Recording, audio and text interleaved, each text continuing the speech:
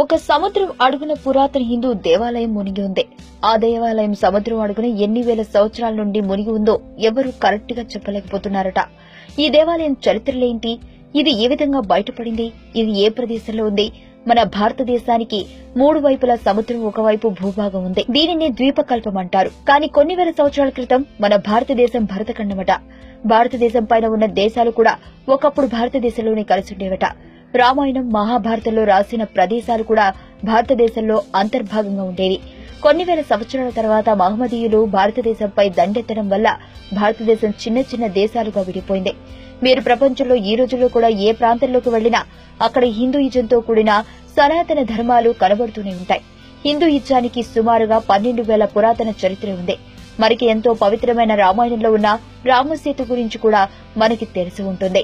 ఇప్పటికీ కూడా మనం శాటిలైట్ నుంచి ఫోటోలు తీస్తే శ్రీలంక నుంచి భారతదేశానికి ఆ రోజుల్లో రామాయణంలో చర్చించుకున్న రామసేతు కూడా కనబడుతుంది. అలాగే మహాభారతంలో చర్చించుకున్న ద్వారక కూడా సముద్ర గర్భంలో ఈ రోజుకు కూడా కనబడుతుంది. ఇప్పటికీ కూడా మన భారతదేశంలో ఉన్న గుళ్ల కంటే మన దేశం పైన ఉన్న దేశాలలో గుడులు ఎక్కువగా ఉంటాయి. అవి కూడా హిందూ మతానికి సంబంధించిన సనాతన ధర్మాన్ని ఆచరించే గుళ్లు. వాటిలో యాంగోర్ కు వాట్ కూడా ఉంది. కంబోడియా దేశంలోనే అతిపెద్ద హిందూ దేవాలయం. భారతదేశానికి దగ్గరలో గల Indonesia, Thailand, Myanmar, Korea, Japan, China ఇలాంటి దేశాల్లో చూసినా కూడా హిందువుల దేవాలయాలు ఎక్కువగా కనబడుతూ ఉంటాయి. ఈ విధంగా భూమిపైనున్న ఎన్నో ఆలయాలు, అద్భుత నగరాలు, పుణ్యక్షేత్రాలు, భూమిపై ఉన్న వాతావరణం మార్పుల వల్ల సముద్రం వీటిని ముంచేసింది. ఈ సముద్ర గర్భంలో ఉండే ఈ అద్భుతమైన హిందూ దేవాలయం కూడా ఒకప్పుడు భూమిపైన ఉండేదేమో. సముద్రం ముంచేయటం వల్ల ఇవి మునిగిపోయాయేమో అనిపిస్తుంది.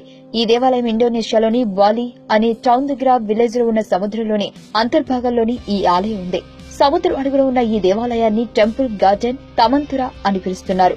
ఈ సముద్రంలో ఉండే దేవాలయంలో హిందూ దేవతలైన విష్ణుమూర్తి, లక్ష్మి, గణేశ ఇలాంటి దేవతా విగ్రహాలు చాలానే సముద్ర గర్భం క్రింద ఉన్నాయి. ఇవి సముద్ర మట్టం నుండి 29 కిలోమీటర్ల లోతులో ఉంటుందట.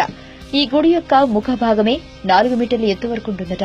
ఈ గుడిపైన రీసెర్చ్ చేయడానికి ఆర్కియాలజీ డిపార్ట్మెంట్ రంగంలో దిగింది.